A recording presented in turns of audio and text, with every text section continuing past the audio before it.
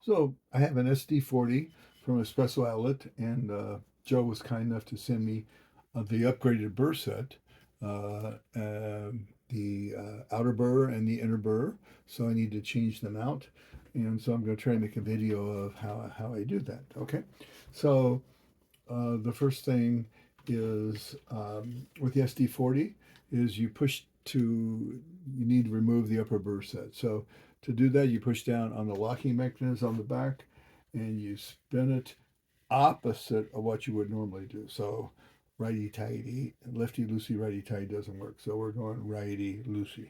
Okay. So we're spinning it, holding down the whole time as we go, so that we have so that we've released the upper burr set. It comes off easily, just like that. So that's the upper burr. That's the lower burr. This one is probably going to be a little bit more tricky to get out. I have researched the tools. Whoops. And just to let you know, this part, the locking mechanism, there's a spring, two springs here that keep it, that obviously lock it. It pops up, it comes off loose. I thought I might be able to remove the spring set, but the two springs that are in here that you don't want to lose are captured. They appear to be captured. So you don't have to worry about this. Just set this aside. Make sure you put it back on. I was trying to use this on my impact driver for my screwdriver electric drill. Unfortunately, I can't find the 8 millimeter, which is required for the top part here. So I've had to kind of make up a little version. And then the upper burr set comes apart by, there's this hole right here. You can see right here, there is a two, I think it's a 2 millimeter. I use this just to kind of figure it out. I have a whole set here, but that I like a little bit better than using these, but I may end up using this. But this is a 2 millimeter hex. So those are the two tools we need. And so the first thing is, let's take apart the upper burr set. Okay, so to do that, you just stick this in the hole, the 2 millimeter hex, and you yeah, and you spin it. I thought it was a 2 millimeter. I think it is. Yep, there goes. So, and then just spin it so that it comes loose, and this whole burr set will pop out. Okay, that's the upper burr set. And to compare the two burr sets, frankly, the upper burr looks exactly the same as the older burr. I don't think there's really any change in that. And so, secure it. It has a little hole right here on the side of the burr. You can see it. And so this was obviously used because I've got coffee grounds. I'm going to set it aside. And then you just line this hole, this little indent on the upper burr to the hex. And it's a nice tight fit. And you just line it up so you can see as I'm going here. I'm lining it up so that it will lock in there. That's a locking mechanism. And then to tighten it back down, we just put the 2 millimeter back and spin it. And then right before we're done, we're going to, now it's tight, but to get it the last tightness, just to make sure that it's, just to lock it in place, we'll set this in here and then spin it. There we go. Let's go a little bit more. There we go. And so now it's tight. And so I'll just give it a little bit of a tweak. So upper burr set's done. That's fairly easy. Now the lower burr set is this fixed one here. It is quite a bit different. I'll get the two of them out and show you when I get the old one out. I'll show you what the difference in the burr looks like. So I had to set up this 8 millimeter kind of thing here for my impact drill because I've tried to do this. There's a couple ways you can try to do this. I tried to do this with a chopstick, and then just a regular 8 millimeter nut driver didn't work. So I don't know exactly which way this is threaded. I assume since they threaded the top one opposite, we're going to look at loosening it opposite that it's normally done. So we'll set this in a tightening mode, and we'll see if that pulls it off. So set it on top, spin it, and it came right out. So it is reverse threaded from the normal threads, the righty-tighty, so it's righty-loosey in this one. And as you pull it out, there's the screw plus a locking washer plus a washer. So you don't want to lose those, set those aside. This should just lift up. It does, it lifts up really nicely. It does have some kind of accumulation. You know, I've seen these on niche because I use my niche all the time. But this part here of the coffee grounds is what is not replaced. So this is kind of the static part of the coffee grounds that gets caught in there. It does not move. It does not go into your grounds whatsoever. It's just kind of fill in the holes, and then once it's there, it's there. And so looking at the inside the SD40, besides this, which, you know, we're going to just knock off. Obviously, we don't need it anymore. But let's compare the two burrs. So the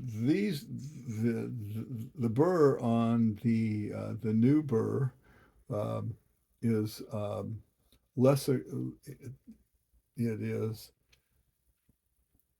Let's see if I can actually see the difference. They do not go as deep. These cuts are on the top part are. This is shallower. The top part is deeper. These are all pretty uniform as we go across. So supposedly this is going to make a pretty significant difference, or else they wouldn't have done this. And we'll see. So we'll set the old burr set aside, take the new burr set, and as you see on the, let's see what else comes out here, because I haven't ever played with this.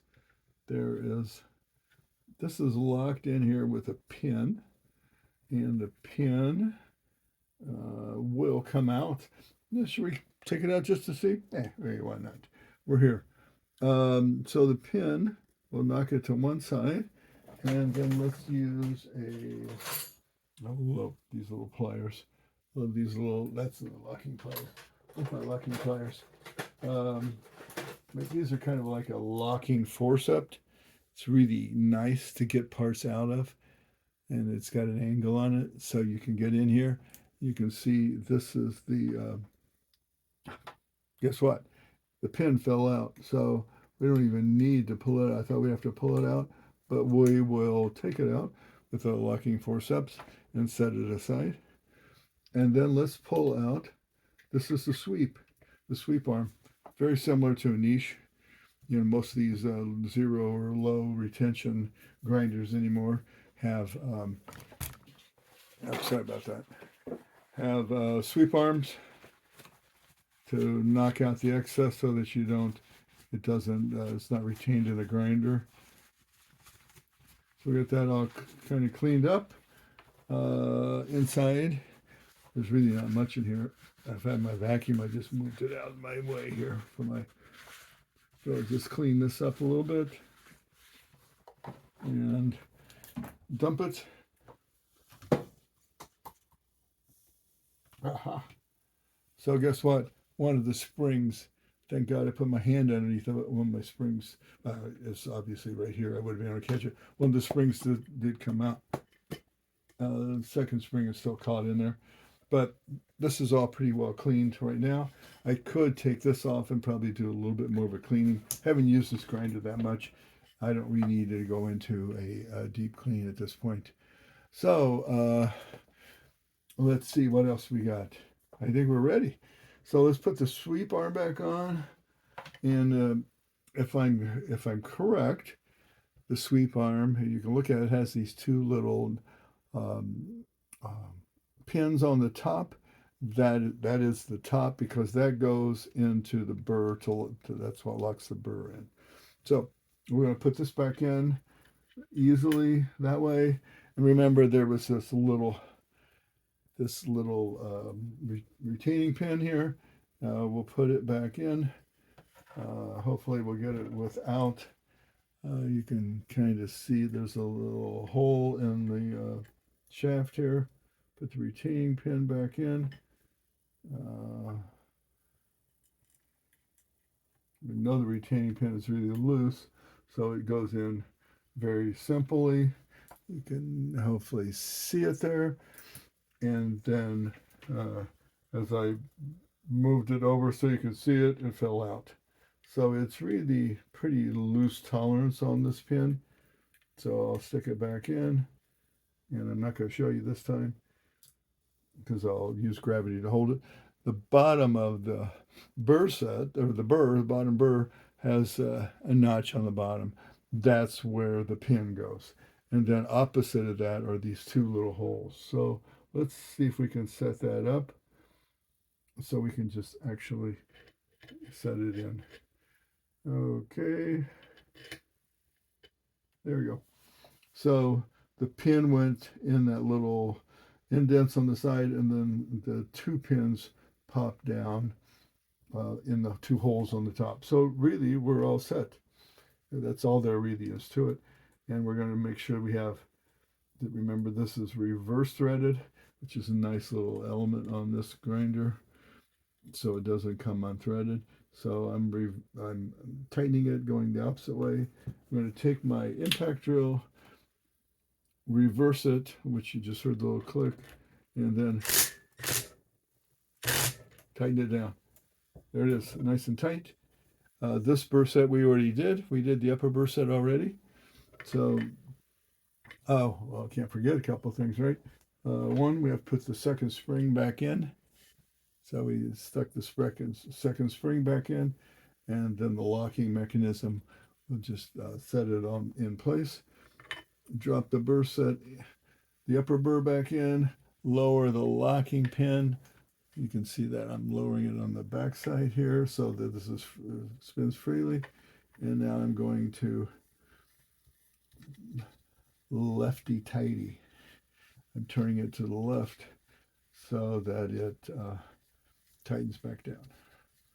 Really, and that's the only thing you need. You really have to have the proper tools. 8mm nut driver works on an impact wrench or impact drill works a lot better, and then a 2mm hex. And so I tighten this down. I'm good.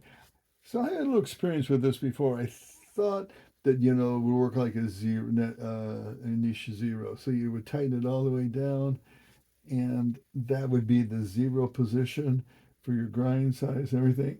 But I saw it right now. I just locked the burr down tight. But you can see this is on a 10 setting here on the filter, which is really, and so I played with this a little bit before for grind size. What you want to do is loosen this back up. There is really no zero setting as such, I believe, and I turned it one full turn plus a little bit more and locked it in, and that's around a zero from what I can tell. I haven't played enough with this. I've been doing mostly filter on the boat, so I can't really tell you. So then I spin this back all the way to 19 for my AeroPress. You can go probably 15, whatever. But it does not have a zero retention when you bottom out the burr set. And so I think we're all set to go.